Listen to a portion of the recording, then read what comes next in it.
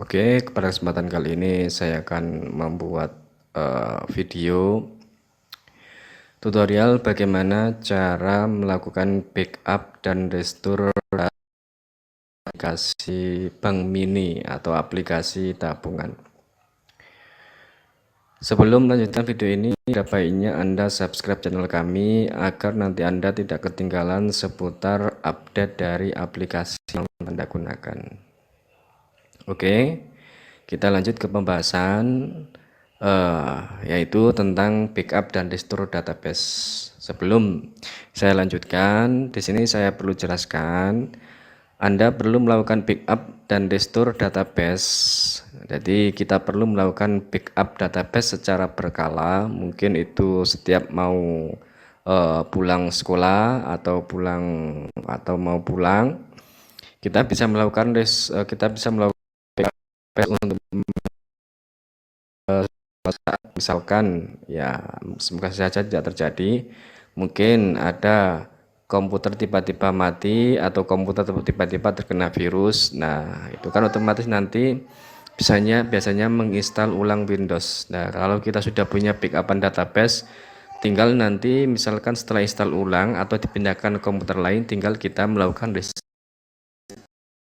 Nah, seperti itu penjelasan perlunya melakukan backup database secara berkala. Untuk memulai backup data, kita perlu melakukan atau kita perlu buka menu admin, kemudian di sini kita klik tombol backup. Jadi backup di sini bisa kita lakukan manual atau juga bisa kita lakukan otomatis ya. Kalau otomatis berarti ketika kita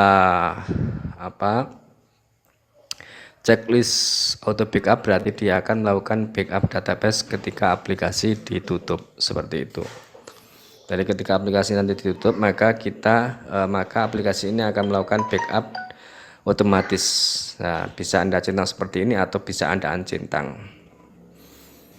Nah, di sini perlu kita tentukan backup destination, itu maksudnya kita tentukan lokasi di mana kita meletakkan file hasil. Jadi kita tentukan untuk meletakkan di mana kita menyimpan file hasil backup. Contohnya di sini saya browser. Bisa kita letakkan di D atau di tempat yang aman atau di flash disk juga bisa. Tapi kalau nanti di flash disk saat auto backup nanti tidak bisa karena dia nanti tidak akan terbaca jika flash disknya tidak ditancapkan di komputer. Di sini saya coba backup di local disk D saja. Karena memang untuk local disk D ini biasanya saat install ulang Windows tidak ada masalah seperti itu ya. Di sini di new folder, misalkan saya backup di new folder, kemudian klik OK. Setelah itu klik tombol backup. Nama folder tempat penyimpanan backup tidak boleh ada spasi. Nah, kalau tidak ada spasi ini berarti bisa kita buat yang tidak ada spasinya saja ya. Misalkan di sini saya backup di folder burn ya. Kemudian klik tombol backup data selesai. Ya.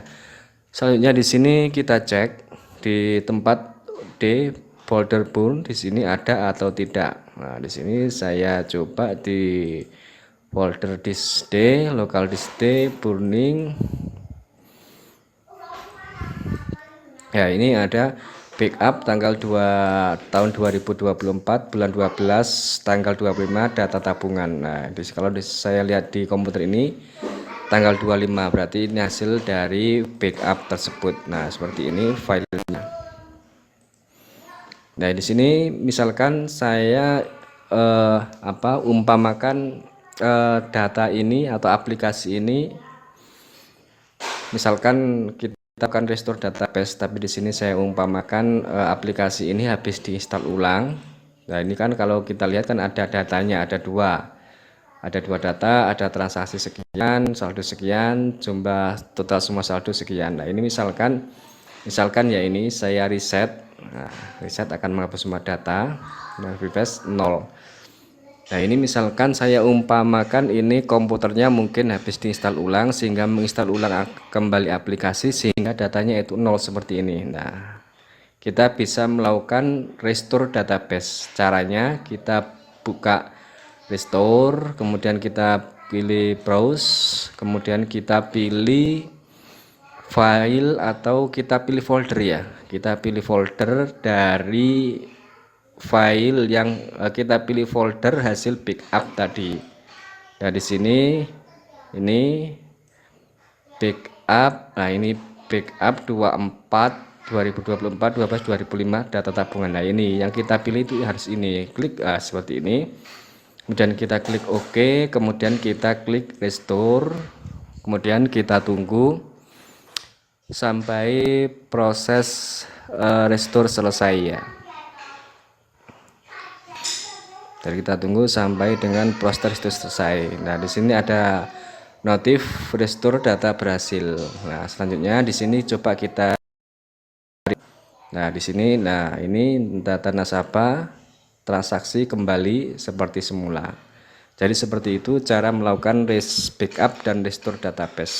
Seperti yang saya jelaskan di awal tadi, bahwa kita perlu melakukan backup database secara berkala untuk mengantisipasi mungkin data rusak atau terkena virus atau mungkin komputer diinstal ulang.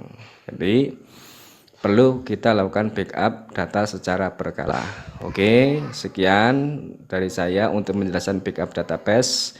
Dan untuk video selanjutnya insya Allah akan saya jelaskan tentang menghubungkan aplikasi antara komputer klien dan server. Dari saya cukup sekian dan terima kasih.